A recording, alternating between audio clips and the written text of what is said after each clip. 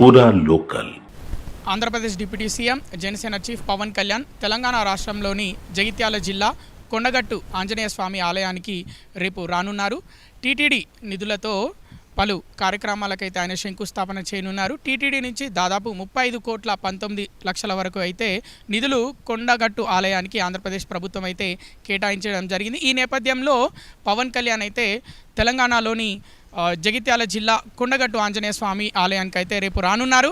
అలాగే ఈ టూర్కి అయితే పవన్ కళ్యాణ్ ఏదైతే ఈ టూర్కి రానున్నారో కొండగట్టుకు చాలా ప్రాధాన్యత సంతరించుకుంది. ఎందుకు అంటే పవన్ కళ్యాణ్ రాజకీయాల్లో కీలక పాత్ర పోషిస్తున్నారు. ఆంధ్రప్రదేశ్లో ఇప్పటికే కూటమిలో ఉన్నారు పవన్ కళ్యాణ్, జనసేన, బీజేపీ, టీడీపీ అలాగే జనసేన ఈ కూటమితో అక్కడ ప్రభుత్వం ఏర్పడడం జరిగింది. దాంట్లో పవన్ కళ్యాణ్ చాలా కీలక పాత్ర పోషించారు. ఇప్పుడు అలాగే తెలంగాణలో కూడా రానున్న రోజుల్లో జెడ్పీటీసీ, ఎంపీటీసీ ఎన్నికలు జరగనున్నాయి. ఈ నేపథ్యంలో మరి జనసేన పార్టీ పోటీ చేస్తుందా తెలంగాణలో, లేకపోతే కూటమిలోనే పోటీ చేస్తుందా?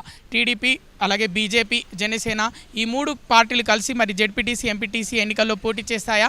పవన్ కళ్యాణ్ మరి ఏ డిక్లరేషన్ ఇవ్వబోతున్నారు మీడియా ముందుకు వచ్చి? అంటే ఆంజనేయ స్వామిని దర్శించుకున్న తర్వాత పలు కార్యక్రమాలకు శంకుస్థాపన చేసిన తర్వాత పవన్ కళ్యాణ్ ఏం మాట్లాడతారని సర్వత్రా ఆసక్తి నెలకొంది. అలాగే మరికొంతమంది ఈ విధంగా వ్యాఖ్యలు చేశారు అని, అంటే ఆంధ్రప్రదేశ్ వాళ్ళ డబ్బులు మనకెందుకు అని కొంతమంది వ్యాఖ్యలు చేసిన నేపథ్యంలో పవన్ కళ్యాణ్ వాటిపైన తీవ్రంగా స్పందించారు.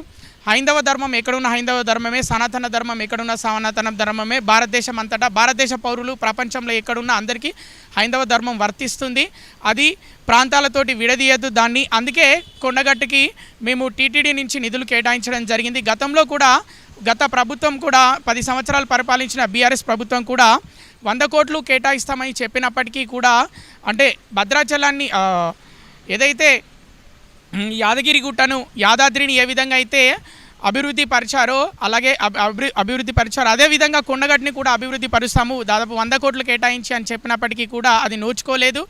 కానీ ఇప్పుడు మాత్రం పవన్ కళ్యాణ్ చొరవ తీసుకొని దాదాపు 35,19,00,000 అయితే కొండగట్టు ఆలయానికి అయితే కేటాయించడం జరిగింది. ఈ నేపథ్యంలో అటు అభిమానులు, ఇటు జనసేన పార్టీ కార్యకర్తలు పెద్ద ఎత్తున కొండగట్టుకు చేరుకోనున్నారు. ఇక బీజేపీ పార్టీ నుంచి ఎవరు రానున్నారు? ఎందుకంటే కూటమి ప్రభుత్వం ఆంధ్రప్రదేశ్లో ఉంది. ఇక అలాగే ఇక్కడ కూడా కూటమిగా ముందుకు సాగుతారా? ఒకవేళ బీజేపీ వాళ్ళు కనుక కొండగట్టుకు రేపటికి వస్తే, బీజేపీ పార్టీకి చెందిన వాళ్ళు కొండగట్టుకు వస్తే కూటమి ద్వారానే ముందుకెళ్తారు అనే సంకేతాలు కూడా రావచ్చు. మరి పవన్ కళ్యాణ్ ఏం మాట్లాడతారు, ఏం చెప్తారు అని అయితే సర్వత్రా ఆసక్తి నెలకొంది.